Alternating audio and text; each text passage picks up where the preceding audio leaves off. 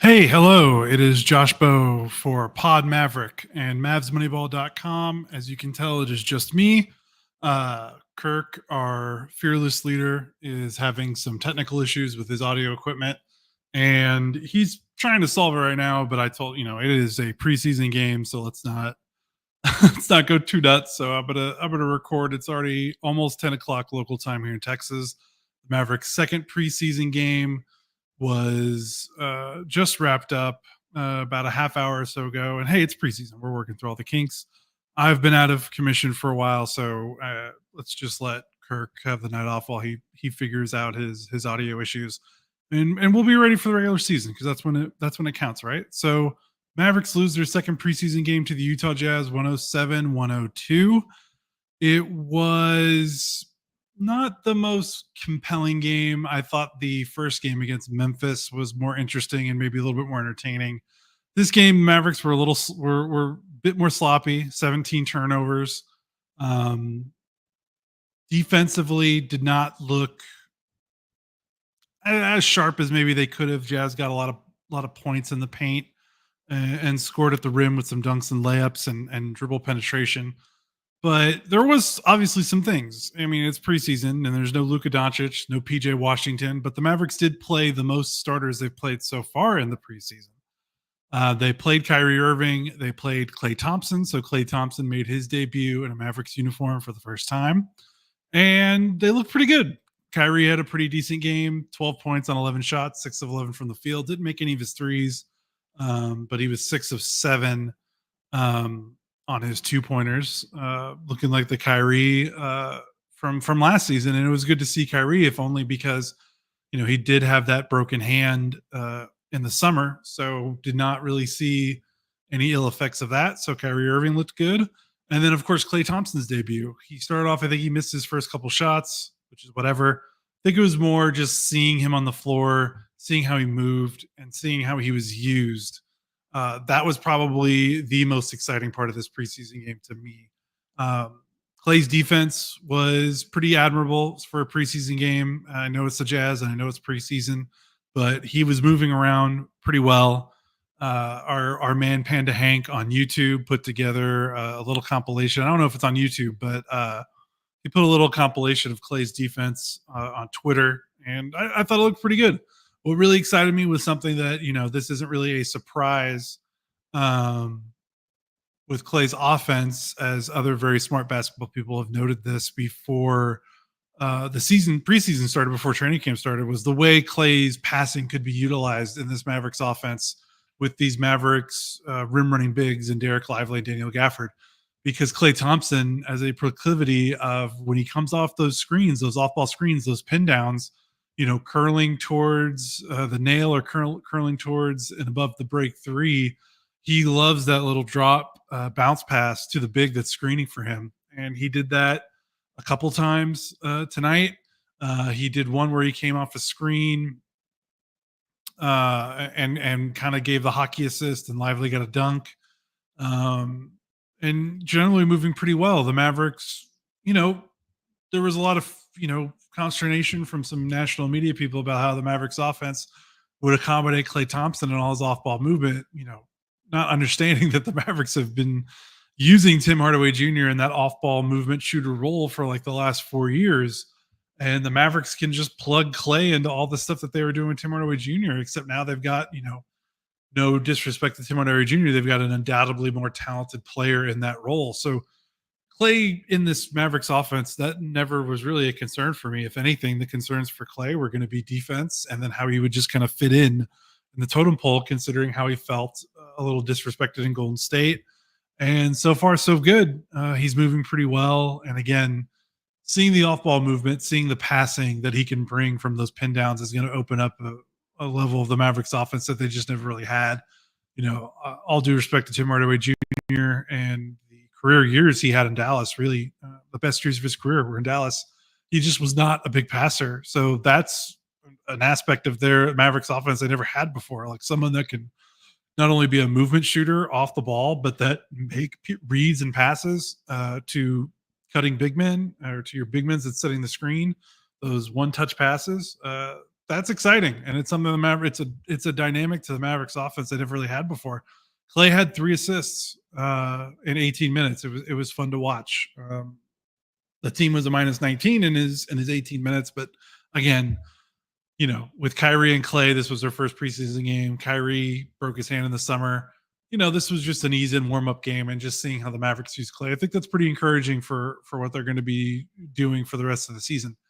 Outside of that, I'll be honest, there isn't that much to talk about. The Mavericks struggled defensively, and their offense was in a rut.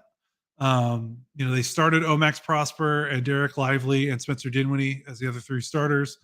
Lively looked good. Definitely not as eye popping as his performance against Memphis in the first preseason game, but he had 2 blocks, 4 points, 3 rebounds, and assists. Played a normal Derek Lively game. Just didn't really pop off the stat sheet as much as he did on Monday.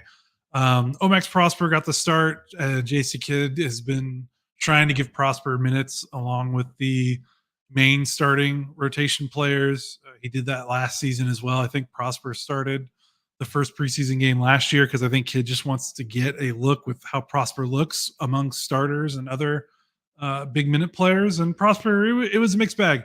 He's handling the ball a lot, and it's really difficult to evaluate his game in the preseason and summer league since he's been in Dallas, because I said this after the preseason game 1. He's trying stuff in the preseason and summer league that he's never going to really try in the regular season. You could tell that he's trying to work on things and try things out that he would never have an opportunity to do in a regular season game, because he's going to play such few minutes that his role, he is a 3 and D wing. That is going to be his role. Like, he is not going to be handling the ball enough to commit 3 turnovers or, miss as many shots as he's been missing, because he's not going to be taking pull-up 2s. I don't think he will in the regular season. I mean, certainly we'll see. But it's been hard to evaluate him because I kind of just want to see him in his role. Like, in the preseason and summer league, he's got this expanded role, trying new things with bigger minutes and opportunities. I kind of want to see what he looks like just being a 3 and D wing, just shooting threes off catch, and being an energy guy. And instead he's been having to handle the ball a lot, which I understand. It's preseason. You got to work on some things, but I hope when the Mavericks, with one of these final 2 preseason games, I hope they give him an opportunity to play with the starters and just kind of be the player that he's supposedly going to be in the regular season, and just maybe let him cool out on some of these ball handling opportunities, because, that's really not his game. And I just like to see what he looks like just being that pure 3 and D wing. We saw glimpses of it when he got some spot minutes in the regular season last year, but haven't seen a ton of it this season. But he did get 10 rebounds. He had 10 points. His activity and his length is just noticeable. He's a big dude when he's on the floor, and you saw that with grabbing 10 rebounds. Otherwise, not much else standing out. Daniel Gafford, hilariously, 15 points in 18 minutes, led all Maverick scorers. He got up 10 shots in 18 minutes. In the third quarter, it was the Daniel Gafford show. I mean, he was just, I don't know how many dunks he had in the third quarter, but he was just putting on a dunking exhibition, whether it was being assisted by his teammates, getting offensive rebounds, running in transition. The Jazz just had no answer for him, and he just pounded the rim in the third quarter and found himself 15.7 rebounds. So a nice game for him. 3 blocks. He had a really nice block on Lauri Markkanen in the first half. Timed it really well as Lauri was going for a dunk. So you look at the Mavericks centers, they combined for 5 blocks, like just picking up from where they left off last season. I mean, you could argue that the Mavericks have pound for pound the best rim protecting duo in the NBA, just purely from guarding the rim. And Lively and Gafford certainly looked the part again so far early in the preseason. Should note that AJ Lawson played. And it's funny because if you were reading MavsMoneyball.com, the last I think we posted about AJ Lawson was that he got waived because he had a fully guaranteed contract. And I believe the Mavericks needed to waive him for CBA first apron purposes. And they just brought him back on the final 2-way. So unless the Mavericks decide to change up their 2-ways, which those are not guaranteed, so they technically could mix up their 2-ways, the other 2-ways they have, Lawson has the last one. So the Mavericks 2-way spots are locked in. So as of right now. We could see as the preseason keeps going.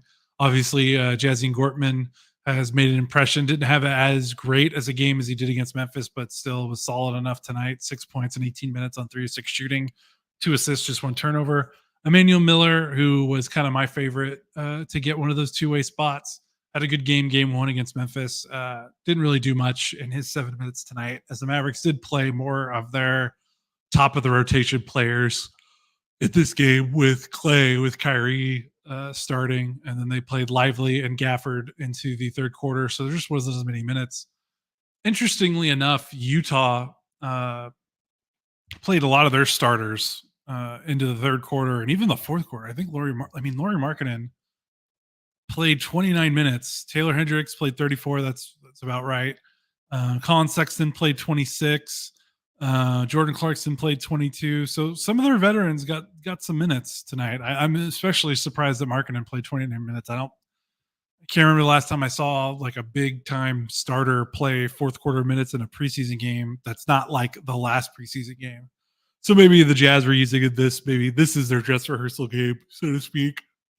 Excuse me. But it was interesting to watch them do that. Otherwise, not too much standing out. Quentin Grimes had an uneventful 12 minutes. Kind of just he got up threes in a hurry, made one. Najee Marshall again getting up shots, 2 of 6 in his 18 minutes, struggling from the field, but a big body and showing off his ball handling. I think his dribbling is really going to add a dynamic to this Mavericks offense. That's going to help a lot when you consider how stagnant a lot of the Mavericks role players were last season, despite the upgrades, despite bringing in PJ Washington, Derek Jones Jr., and then the continued development of Kyrie Irving, bringing in Dante Exum. Like, I think Marshall, who's pretty much replacing Derek Jones Jr., that ball handling and dribbling is going to make a difference when the regular season rolls around. Just having another guy that when he catches the ball can confidently attack a closeout and make a pass in a way that a lot of the Mavericks perimeter role players just couldn't do, especially their forwards or guys that were forward size. I think Marshall is going to be really helpful there. And I know his preseason hasn't looked great in terms of his counting stats in the box score and his shooting. I think that's going to be a really good dynamic for the Mavericks. I think he's going to fit in well. Spencer Dinwiddie hasn't looked great in his 2 preseason games, but I don't know how to feel about that. He's a veteran. Glass half full. You just look at what Dinwiddie did in his, about 18 months or so he played in Dallas. And obviously glass half empty is you look at what he did before he came to Dallas and Washington, and then you look at what he did afterwards in Brooklyn and with the Los Angeles Lakers. And really the best, the only time Dinwiddie has played average to above average NBA basketball in the last 5 years has been when he's been in Dallas. So I don't know if Dallas is the magic touch. We haven't really seen it in the preseason so far. He did have a couple nice finishes in the lane, did have 3 assists, 2 turnovers, 10 points in 21 minutes.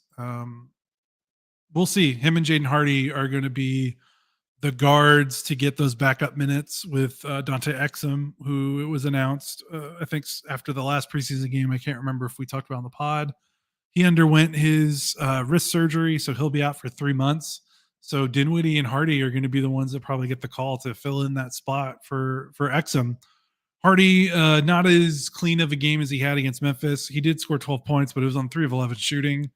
His shot wasn't there. Only had 1 turnover. He had 4 assists, 1 turnover. And not to pick on Jaden Hardy, but I will say that was a little deceiving. He had probably 2 more should-be turnovers, 2 more bad passes that got deflected in the lane, but then the Mavericks were able to recover them. So, his passing wasn't as smooth as I thought it was against Memphis. He had a really bad pass on the fast break that Daniel Gafford was able to clean up and finish with a dunk. It was a 2-on-1 fast break, and he kind of just passed it. Kind of wasn't a clean pass. Tried to pass it to the trailer, and the Jazz almost picked it off, and they were the Mavericks were lucky that they didn't. But yeah, no one really popped off the bench. It just kind of felt like a game to get through, really. With Klay and Kyrie trying to get their feet under them, with this being their first preseason game.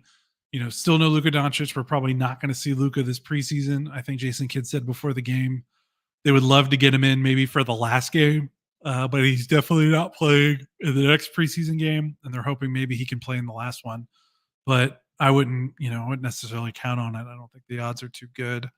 Um, so yeah, I mean, I don't plan on talking too much because this is a preseason game. There's not much more to talk about. I've already talked for about 16 minutes, so I think we're going to do short and sweet. Even if Kirk was able to get on, I will say this. I will say this, not to get too ranty, uh, but part of the reason this podcast was going to be maybe shorter than the Memphis one, this game I don't think was as interesting as the Memphis game, and then two, we were somehow in the year 2024, and with all of these entertainment options and streaming options and technology options that we have to watch live sports, this game was technically not available in the Dallas Fort Worth area. This was only broadcasted by the Jazz broadcast team for the Jazz broadcast. The Mavericks broadcast team was not doing this game at all, only radio.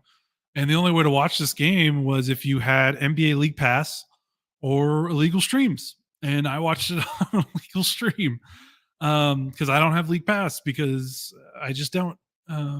So that's just crazy to me that there's probably a significant amount of people that wanted to watch this game that were like, once they saw that it wasn't on Mavs.com streaming, wasn't on their TV provider, they're probably like, all right, screw it, because I don't want to, I don't have League Pass or I don't want to watch it on TV. I just thought that was, I feel like that's kind of silly. I know NBA preseason games are not the best watches, to say the least. But it's just kind of crazy that we just don't, there's so much stuff that you can watch live sports. You could watch like D2 college football games on ESPN Plus. You can watch Southland Conference basketball games on ESPN. Like, there are a way to watch a lot of obscure and niche sports and to not see a professional basketball preseason game in your area, in your market, it's just weird. You think there would be some sort of solution for that. They got to figure that out. More of a me issue, because I mean, if you're a fan, it's not going to be the worst thing in the world if you had to miss this game. But because of that, Kirk couldn't really watch. He listened to the radio call the second half. So even if both of us were here, it would not have been that much more of an insightful podcast because Kirk wasn't really able to watch, because it's kind of ridiculous though. But otherwise, pretty uneventful, snoozy game. I wouldn't be too concerned about the Mavericks being 0-2 in the preseason, especially without Luka. Let's see what they look like in the next game. I would imagine they'll probably ramp up Kyrie and Klay a little bit. I think Jason Kidd said before the game he's hoping to play starters in the second half, in either the next game or the last game. So we'll see. And I think we're going to get that dress rehearsal game coming up pretty soon. So we'll have more to watch. And then we'll see if some of these end of the bench guys can make some noise. But like with AJ Lawson taking the final two-way spot, there might not be much, drama, so to speak, to see how the roster fills out. I mean, that's kind of how it is when you're a finals team and you're a new championship contender. The end of the roster stuff just does not matter as much as it does when you're a rebuilding team that's trying to look for any type of piece or talent and fill out the roster any which way you can. So I think that's going to do it for me. Not going to be able to do a live show. I just don't have the magic touch that Kirk has. I don't have the stamina. Don't have the talent that Kirk has for doing the live show. So I apologize, but just wanted to at least hop on, even with Kirk's technical difficulties, talk about this game. And we'll talk to you next time. This is Josh Bowe for Pod Maverick. Check out MavsMoneyball.com. We've got a lot of news and stuff on the site right now, but we'll have recap stats posts from this game. And we're going to be revving up the site as the preseason continues and we get ready for the regular season. So for Pod Maverick, this is Josh Bowe. Kirk Henderson hopefully will join me on our next podcast after the third preseason game coming up shortly. And we will talk to you guys later. Thanks for joining us tonight. You guys take care.